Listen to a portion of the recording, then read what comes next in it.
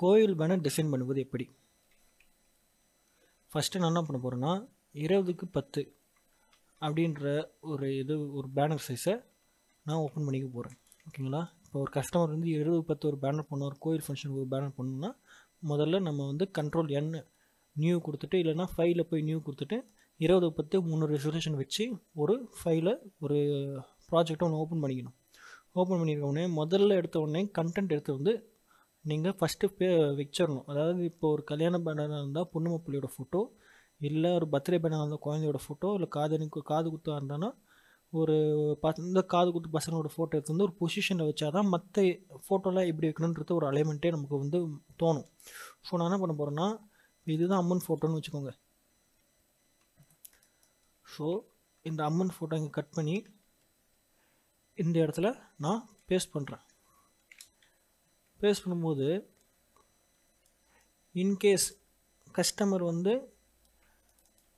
எனக்கு வந்து ஃபோட்டோ ஒரு அதிகமான ஃபோட்டோ போடணும் அப்படின்னு அவங்க சொன்னாங்கன்னா, அந்த இப்போ ஒரு 20 ஃபோட்டோ போடணும்னு சொன்னாங்கன்னா லெஃப்ட் சைடில் ஒரு 10 ஃபோட்டோ, ரைட் சைடில் ஒரு 10 ஃபோட்டோ அப்படின்னு நம்ம போட்டுக்கலாம். இல்லை எனக்கு வெறும் 5 ஃபோட்டோ தான் வருது அப்படின்னு அவங்க சொன்னாங்கன்னா, ஒரு சாமி ஃபோட்டோ லெஃப்ட்டில் நம்ம தள்ளி வச்சு கூட இந்த 5 ஃபோட்டோ இங்கே பெருசாக போட்டுக்கலாம். இல்லை சாமி ஃபோட்டோ சென்டரில் வச்சு கூட மற்ற 5 ஃபோட்டோ இங்கே ரவுண்ட்லேயும் போட்டுக்கலாம், இல்லை இந்த சைட்லேயும் ரவுண்ட் போட்டுக்கலாம். ஸோ நான் என்ன பண்ண போகிறேன்னா, சாமி ஃபோட்டோவை சென்டர் பண்ணிக்கிட்டேன். ஓகேங்களா? இப்போ ஏன்னா சாமி தான் மெயின். ஸோ சாமி ஃபோட்டோவை நான் சென்டர் பண்ணிக்கிட்டேன். சென்டர் பண்ணிக்கிறதுக்கப்புறம் என்ன பண்ண போகிறேன்னா, கொஞ்சம் சாமி ஃபோட்டோ பிரைட்னஸ் ஏற்றிக்கிறேன். பிரைட்னஸ் ஏற்றதுக்கப்புறம் இப்போ வந்து பேக்ரவுண்ட் கலர் சூஸ் பண்ணணும். ஸோ நான் என்ன பண்ண போகிறேன்னா, பேக்ரவுண்ட் கலர் சூஸ் பண்ணுறதுக்காக இந்த ஐ டூல் இருக்குது பார்த்தீங்களா, கலர் பிக் டூலை வச்சு இந்த ரெட் சாரிக்கு எது ஆப்போசிட்டே இருக்குது அப்படின்னு பார்த்தீங்கன்னா, இங்கே வந்து பார்த்தீங்கன்னா ஒரு ஊதா கலர் சூஸ் ஆகிருக்கு. ஸோ அந்த ஊதா கலர் நான் கிளிக் பண்ணிடுறேன். கிளிக் பண்ணிட்டதுக்கப்புறம் இந்த கலர் பிக்கர் அந்த கலர் சூஸ் பண்ணுற இடத்துல வந்து பார்த்திங்கன்னா கொஞ்சம் டார்க்கான, அதாவது நம்ம சூஸ் பண்ண கலரை விட கொஞ்சம் டார்க்காக இருக்க அந்த ஊதா கலர் சூஸ் பண்ணிவிட்டு பேக்ரவுண்ட் லேயரை செலக்ட் பண்ணிவிட்டு ஆல்ட் டெலீட் கொடுத்தா அந்த லேயர் அப்ளை ஆயிரும். ஓகேவா? அப்ளை ஆனதுக்கப்புறம் இப்போ என்ன பண்ண போகிறோன்னா, முதல்ல சாமிக்கு வந்து நம்ம ஹைலைட் பண்ணி காட்டுறோம். ஸோ ஹைலைட் பண்ணி காட்டுறதுக்கு ஃபஸ்ட்டு என்ன பண்ண போகிறோம்னா, நான் ஷேடோ வைக்க போகிறேன்.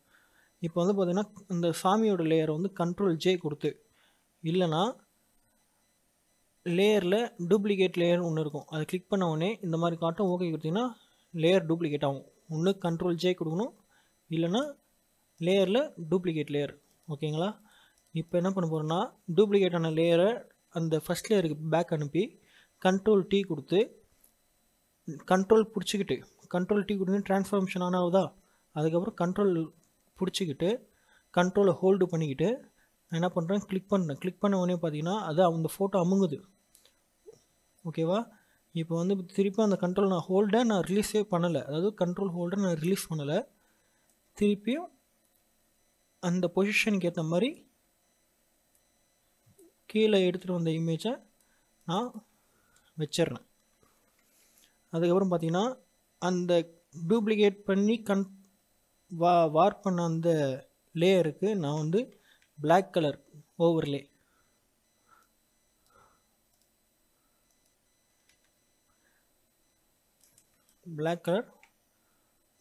கொடுத்துட்டு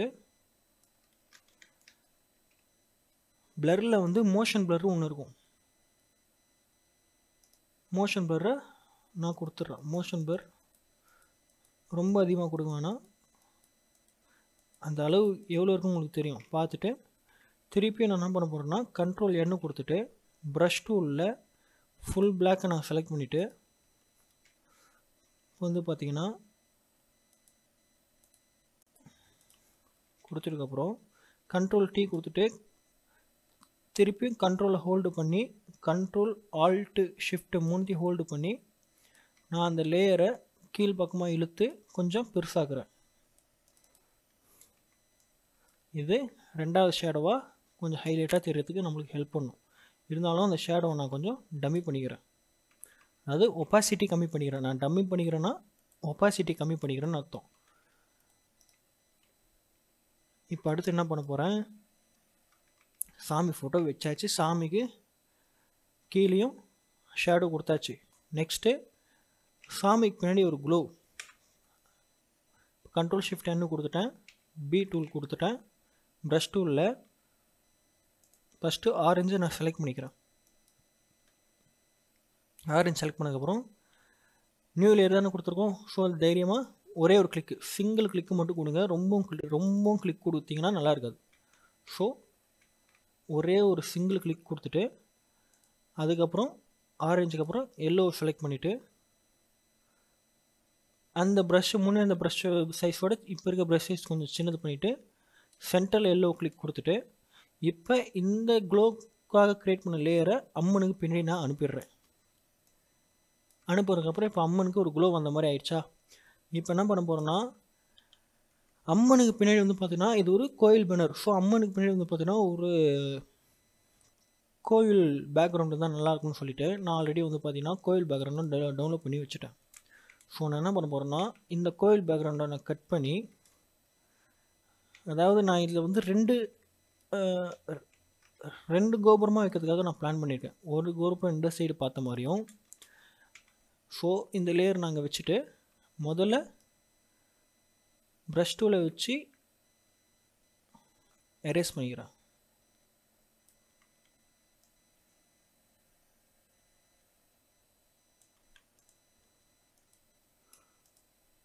எரேஸ் பண்ணிட்டு பிளெண்ட் மோடில் ஷிஃப்ட் மைனஸ் கொடுத்து எந்த பிளெண்ட் மோட் சூஸ் ஆகுதுன்னு பார்க்குறேன். இந்த பிளெண்ட் மோட் எனக்கு ஓகேன்னு தோணுது, விவிட் லைட். அதுக்கப்புறம் அந்த பேக்ரவுண்டை அந்த க்ளோக்கும் பின்னாடி அனுப்புகிறேன். ஸோ கொஞ்சம் பெருசு பண்ணிக்கிறேன், ஏன்னா கோயில் ஃபோட்டோ தெரியணும். திருப்பி அதே கோயில் ஃபோட்டோவை ஆல்ட்டு பிடிச்சி ட்ராக் பண்ணுறதுனால டூப்ளிகேட் ஆகுது. இப்போ ஃப்ளிப் ஹரிசாண்டல் கொடுத்துட்டு கோயில் ஃபோட்டோவை கொஞ்சமாக நான் சின்னது பண்ணிக்கிறேன்.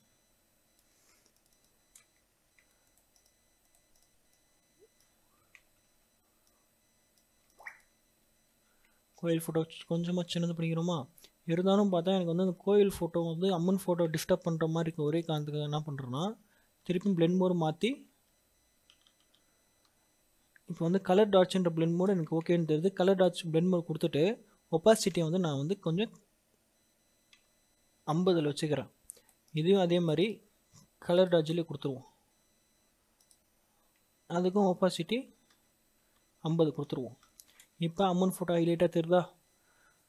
அதுக்கப்புறம் என்ன பண்ண போகிறோன்னா, அம்மன் ஃபோட்டோ சுற்றி லெஃப்ட் சைட்லேயும் ரைட் சைட்லேயும் பார்த்தீங்கன்னா அந்த இடம் வந்து ரொம்ப ப்ளைனாக தெரியுது. ஸோ அதுக்காக என்ன பண்ண போகிறோம், ஒரு ஸ்கை பேக்ரவுண்ட். இப்போ வந்து பார்த்திங்கன்னா அம்மன் ஃபோட்டோவுக்கு லெஃப்ட் சைட்லேயும் சரி ரைட் சைட்லேயும் சரி பார்த்திங்கன்னா இடம் ரொம்ப ப்ளைனாக இருக்குது. ஸோ அதை நம்ம வந்து மெர்ஜ் பண்ணுறதுக்காக நம்ம என்ன பண்ணுவோம்னா ஸ்கை பேக்ரவுண்டை கொடுத்து அந்த இடத்த ஃபுல்லாக நம்ம என்கேஜ் பண்ணிக்க போகிறோம். ஸோ நான் ஆல்ரெடி வந்து ஸ்கை பேக்ரவுண்டை கூகுள்லேருந்து காப்பி பண்ணிட்டேன். இப்போ அதை வந்து நான் என்லார்ஜ் பண்ணுறேன். என்லார்ஜ் பண்ணும்போது ஸ்கை பேக்ரவுண்ட் ஃபுல்லாக மாறிடுதா. இப்போ வந்து அதை வந்து பேக்ரவுண்ட் லேயருக்கு பின்னாடி அனுப்புகிறேன். ஓகேங்களா. திருப்பியும் நான் என்ன பண்ண போகிறேன்னா பிளெண்ட் மோடு வச்சு அதை எந்த மாதிரி வேணுன்றது செலக்ட் பண்ண போகிறேன். ஒரு பிளெண்ட் மோடாக மாற்றிட்டு வந்தால்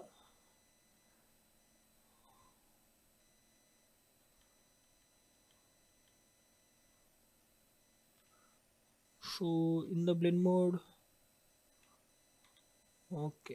இந்த பிளெண்ட் மோடு என்ன பிளெண்ட் மோட்னா இது விவிட் லைட் தான்.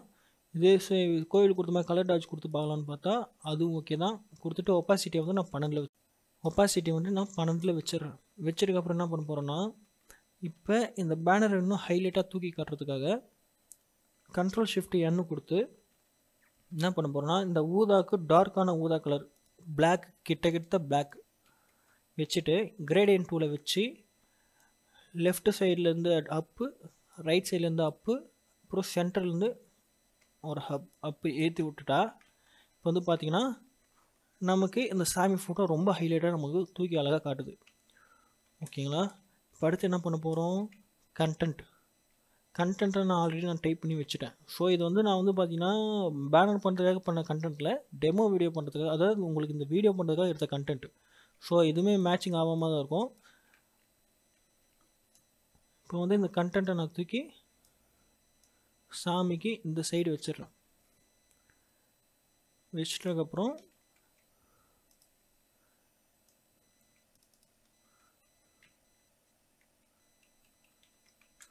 இங்கே வந்து என்னாச்சும் ஊர் பெரிய மனுஷங்களோட ஃபோட்டோவோ இல்லை வேறு யாரோட ஃபோட்டோவோ கூட நீங்கள் போட்டுக்கலாம். அதுக்காக கூட இந்த ஸ்பேஸை நீங்கள் யூஸ் பண்ணிக்கலாம்.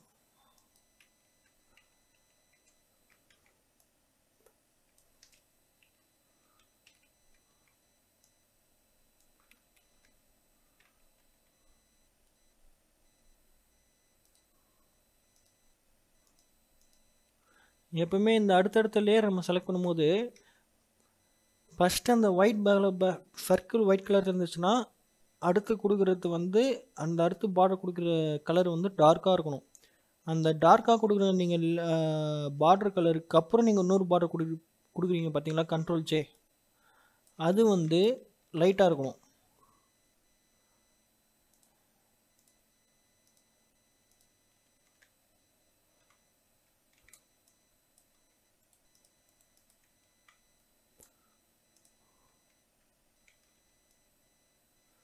ஸோ கொடுத்ததுக்கப்புறம் இந்த வந்து இதே ரவுண்டை நான் இங்கே பேனர் போடுறவங்களோட ஃபோட்டோ போகிறதுக்காக நான் இங்கே தூக்கி எடுத்துகிட்டு வந்து எத்தனை ஃபோட்டோ வருமோ அத்தனை ஃபோட்டோவுக்காக இடத்த நான் உருகி அந்த ரவுண்ட்ஸை நான் அலைன்மெண்ட் பண்ணிக்கிறேன். அலைன்மெண்ட் பண்ணதுக்கப்புறம் பார்த்தீங்கன்னா நமக்கு வந்து பேனர் பார்த்தீங்கன்னா இருந்தாலும் ஒரு எம்டி எஃபெக்ட் காட்டுது பார்த்தீங்களா. ஸோ அதை மெர்ஜ் பண்ணுறதுக்காக நான் என்ன பண்ண போகிறேன்னா ஃபயர் பேக்ரவுண்டை பின்னாடி கொடுக்கலாம் அப்படின்னு ஒரு ஐடியாவில் ஆல்ரெடி ஃபயர் பேக்ரவுண்ட் நம்ம டவுன்லோட் பண்ணி வச்சிட்டோம். இந்த ஃபயர் பேக்ரவுண்டை தூக்கி அம்மனுக்கு பின்னாடி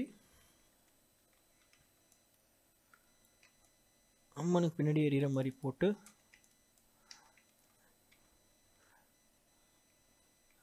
எப்பவுமே பிளாக்கை தூக்கணுன்னா அதுக்கு ஸ்க்ரீன் பிளெண்ட் மோட் தான். எல்லாம் ஸ்க்ரீன் பிளெண்ட் மோட் தூக்கி கொடுத்தோடனே பிளாக் எல்லாம் காணாமல் போயிடுச்சு. ஸோ இப்போ என்ன பண்ண போனால் ஃபயர் மட்டும் வச்சா பத்தாது, ஃபயருக்கும் சேர்த்து தீப்பொறியும் வைக்கணும். ஸோ தீப்பொறியை வந்து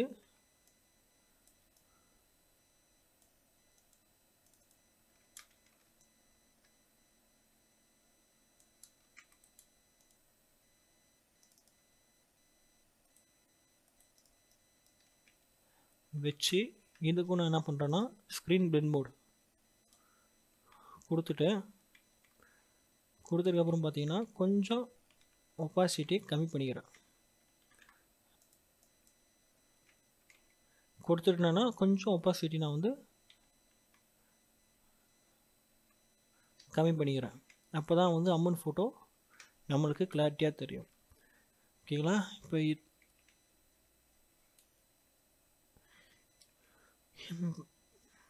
இப்போ இதோட ஒரு கோயில் பேக்ரவுண்ட் முடிஞ்சிருச்சு. இல்லை உங்ககிட்ட வந்து இன்னும் கொஞ்சம் இது நல்லா என்கேஜிங்காக பண்ணணும்னா தோரணியை தொங்க போடலாம், இல்லை ஒரு 4-5 பெல் எடுத்து வந்து சைடில் தொங்க விடலாம். அப்படியும் உங்களால் முடிஞ்சாலும் பண்ணலாம். ஓகேங்களா.